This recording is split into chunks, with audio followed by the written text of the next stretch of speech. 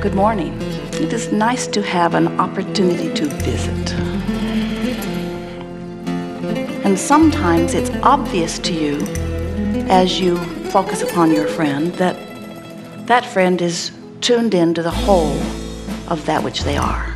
It's apparent to you, isn't it? Because when your friend is tuned in, tapped in, turned on, when your friend is allowing the fullness of who he or she is in the moment, when they're frisky, they are not only the physical focused being that they've come to be, but they are vibrationally attuned to who they really are, so the whole of them is present in the moment.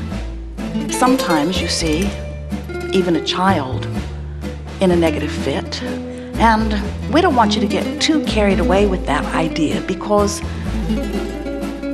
from our perspective, it's really right that this child throws a hissy fit when he is separated from who he is, because you are supposed to be who you are, and when you're not who you are, it is not supposed to feel good. Not one of you ever said, I'll go forth and adjust to negative emotion.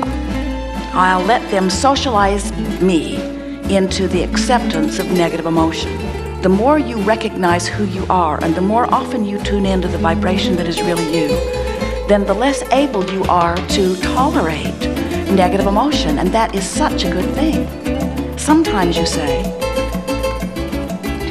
is it normal for all hell to break loose in my life when I begin becoming more deliberate? And we say, yes, in the sense that the more you deliberately tune yourself to the vibration of your source, the less you will be able to willingly, or in even a tolerating sense, abide in your own disconnection from that. The thing that we want you to come to realize, and perhaps this gathering and the conversation that we will share together will help you, is that you're the only one who can do anything about it. Look nowhere for support. Look nowhere for understanding than to the core of that which is you.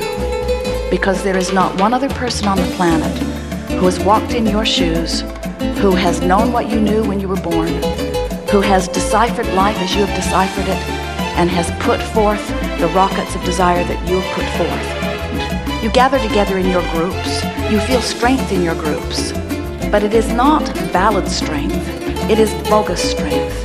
It is not true strength, for true strength only comes from the alignment between you and you, life. Not one of you said, I will defend to the death. I will push against. I will wage a war against poverty, a war against crime, a war against drugs, a war against terrorism, a war against teenage pregnancy.